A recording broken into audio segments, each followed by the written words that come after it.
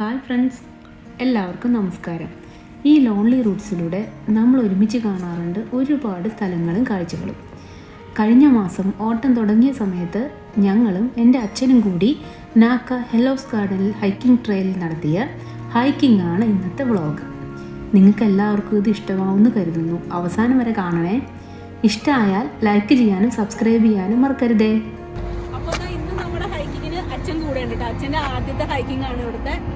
അപ്പൊ എങ്ങനെയുണ്ട് നമുക്ക് നോക്കാം. ഇവിടെ ഈ നോക്കയിൽ ഒരുപാട് ഹൈക്കിംഗ് ട്രെയിലുകളുണ്ട്. അപ്പോൾ ഹൈക്കിംഗ് ട്രെയിലുകളെല്ലാം കളർ മാർക്ക്ഡ് ആണ്. എന്ന് വെച്ച് കഴിഞ്ഞാൽ ബുദ്ധിമുട്ടുള്ളതെല്ലാം റെഡ്, എളുപ്പമുള്ളത് ബ്ലൂ, അല്ലാണ്ട് മീഡിയം ആയിട്ടുള്ളത് യെല്ലോ, അങ്ങനെ മാർക്ക് ചെയ്തിരിക്കുക. അപ്പോൾ അത് പല ദൂരങ്ങളിലുള്ളതുണ്ട്. ഞങ്ങളും അതേപോലെ ഒരെണ്ണം സെലക്ട് ചെയ്തെടുത്തു.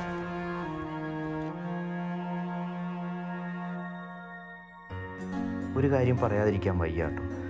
സ്വീഡനിൽ ഓരോ സ്ഥലത്തും ഇതുപോലെ നടക്കാൻ വേണ്ടിയിട്ട് ഒരു സ്ഥലങ്ങൾ റെഡിയാക്കിയിടുക, എന്നിട്ട് അതിലോരോ ട്രെയിൽസ് മാർക്ക് ചെയ്തിടുക, അതിന് പല പല ഡിഫിക്കൽട്ടി ലെവൽസിൽ വഴികൾ സെറ്റ് ചെയ്തിടുക. ഇതെല്ലാം ഇവിടുത്തെ ഗവൺമെൻറ് ഇവിടുത്തെ ആളുകളുടെ ആരോഗ്യ പരിപാലനത്തിന് വേണ്ടി ചെയ്തു കൊടുക്കുന്നുണ്ട് എന്നുള്ളതൊരു വലിയൊരു കാര്യം തന്നെയാണ്. ഇതൊന്നുമല്ല, വലിയ ട്രെയിലുകളൊക്കെ ആണെങ്കിൽ വഴിയിൽ റെസ്റ്റ് ചെയ്യാനായിട്ടുള്ള ചെറിയ ചെറിയ വീടുകളുണ്ടാവും, ചില കടകളുണ്ടാവും, അതുപോലെ തന്നെ സൗകര്യങ്ങൾക്കുള്ള ടോയ്ലറ്റുകളുണ്ടാവും. ഇതെല്ലാം ഇവിടെ ഗവൺമെൻറ് ഇവിടെ ഫ്രീ ആയിട്ട് ചെയ്തിടുന്നുണ്ട് എന്നുള്ളതൊരു വലിയ കാര്യം തന്നെയാണ്.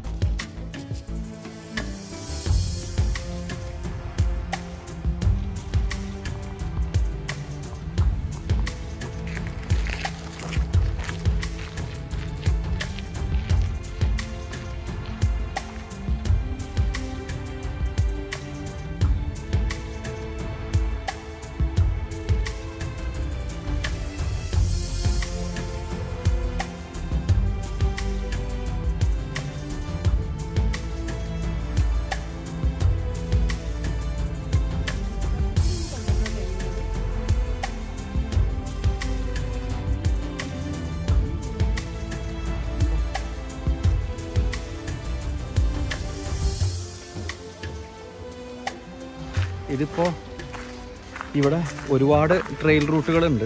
70 കിലോമീറ്റർ മുതൽ 1.5 കിലോമീറ്റർ വരെയുള്ള ട്രെയിൽ റൂട്ടുകളുണ്ട്. അതിനകത്ത് ഞങ്ങളൊരു 5 കിലോമീറ്ററിൻ്റെ ചെറിയ ട്രെയിൽ റൂട്ടാണ് എടുത്തത്. കാരണം അച്ഛനും കൂടെ ഉണ്ടല്ലോ. അപ്പോൾ അച്ഛനും കൂടെ ഉള്ളതുകൊണ്ട് 5 കിലോമീറ്ററിലും കൂടുതലായി കഴിഞ്ഞാൽ ചിലപ്പോൾ വിഷമിച്ചു. അതുകൊണ്ട് ഞങ്ങൾ ചെറിയൊരു ട്രെയിൽ റൂട്ടാണ് എടുത്തത്.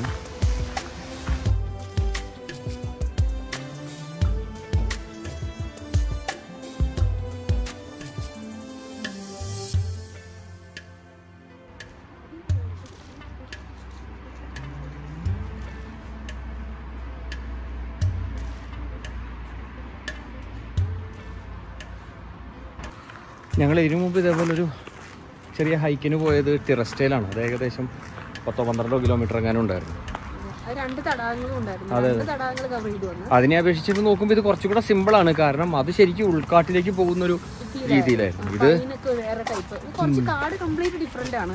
ഇത് കുറച്ച് നമ്മുടെ റോഡൊക്കെ ക്രോസ് ചെയ്യണം. ചില സ്ഥലത്ത് റോഡൊക്കെ ക്രോസ് ചെയ്യണം. പക്ഷെ നിങ്ങൾക്ക് ഇപ്പോൾ ബാക്കിൽ കേൾക്കുന്നുണ്ടോ? വണ്ടി പോകുന്ന ശബ്ദമൊക്കെ കേൾക്കുന്നുണ്ടോ? കാടും വ്യത്യസ്തമായിട്ടുള്ള കാടാണ്. അടി എന്താ പറയാ, അടിക്കാടൊന്നും ഇല്ല.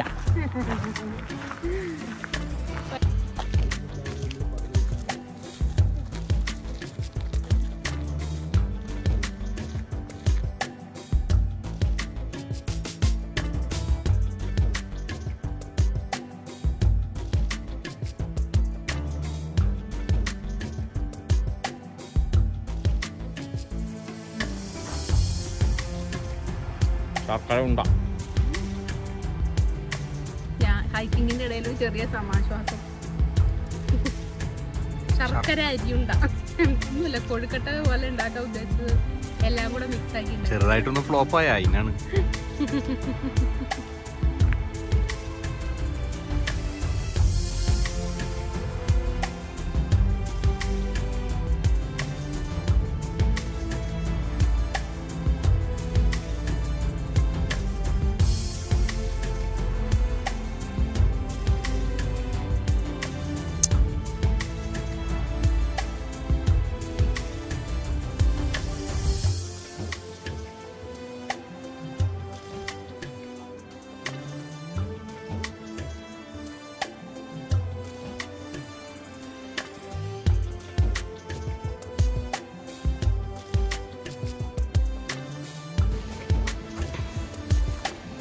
ഭയങ്കര റൂട്ടാണ് കേട്ടോ ഇത്. ഇത്തിരി ഇത്രയും ടഫായിരിക്കുന്ന കരുതിയില്ല.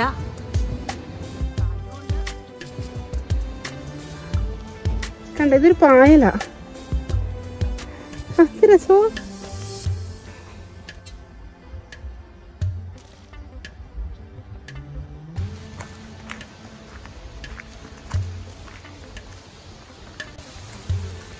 നടന്ന് അവസാനം ഞങ്ങൾ ചെന്നെത്തിയത് ഒരു വളരെ മനോഹരമായിട്ടുള്ളൊരു പ്രദേശത്താണ്. കണ്ടു കഴിഞ്ഞാൽ ഒരു ഗോൾഫ് കോഴ്സാണെന്ന് തോന്നുന്നു.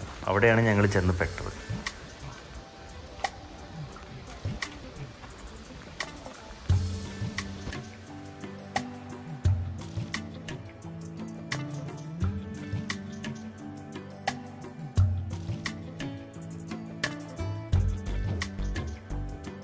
അവിടെ നിന്ന് മെയിൻ റോഡിലേക്ക് കയറാനായിട്ടൊരു കണക്ഷൻ റോഡ് ഉണ്ടായിരുന്നു. പക്ഷേ ഞങ്ങൾ അതുവഴി എടുത്തില്ല. ഞങ്ങൾ വീണ്ടും വേറൊരു ഒറ്റയടിപ്പാതയിൽ കൂടെ അടുത്ത കാട് പിടിച്ചു.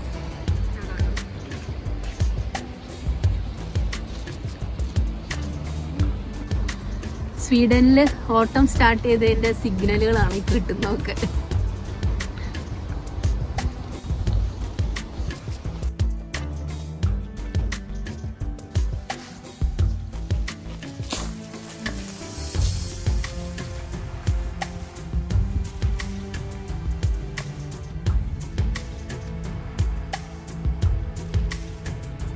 ആദ്യം തിവസ്റ്റ കാർഡ് ഭയങ്കര ടഫാണ്, ഇത് കുഴപ്പമില്ല എന്നൊക്കെ പറഞ്ഞാൽ തിരുത്തി പറയേണ്ട അവസ്ഥയാണ് വന്നിരിക്കുന്നത്.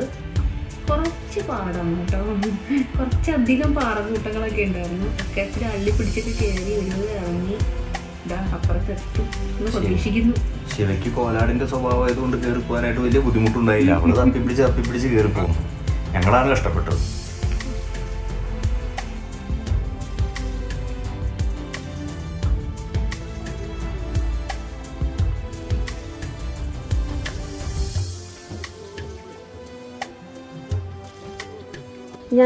നമ്മളിപ്പോ സ്ഥിരം റോഡിൽ നിന്ന് മാറിയല്ലേ ഹൈക്ക് ചെയ്തത്. സ്ഥിരം ട്രയൽ അല്ല, അതിന്റെ കുറച്ച് ടഫ് വെർഷൻ എടുത്തത്. അതാണ് ഇപ്പൊ പറ്റിപ്പോയത്. രസമുണ്ട്.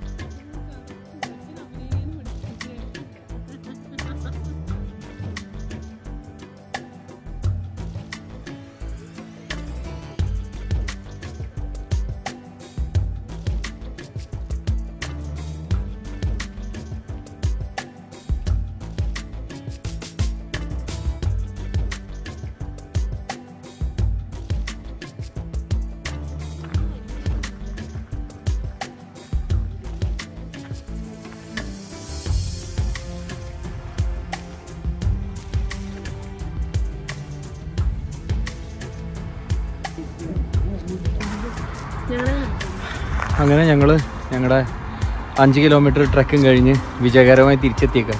5 കിലോമീറ്ററേ ഉള്ളൂ, പക്ഷേ ഭയങ്കര ടെറൈൻ കുറച്ച് ടഫായിരുന്നു. അത് കാരണം കുറേ അധികം സമയം എടുത്തു. കുറേ ഡീറ്റൂർ എടുത്തു. വഴി തെറ്റിട്ട് നമുക്കൊരു പുതിയ കാര്യം അല്ലാത്തതുകൊണ്ട് കണ്ടിന്യൂസ് ആയിട്ട് വഴി തെറ്റിക്കൊണ്ടിരുന്നു. എന്നാലും ഞങ്ങളിവിടെ എത്തി. അപ്പോൾ ഇനി അടുത്ത എപ്പിസോഡിൽ വീണ്ടും കാണുന്നത് വരേക്കും.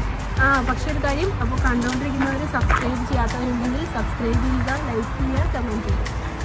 ബൈ. ബൈ. ഓക്കെ.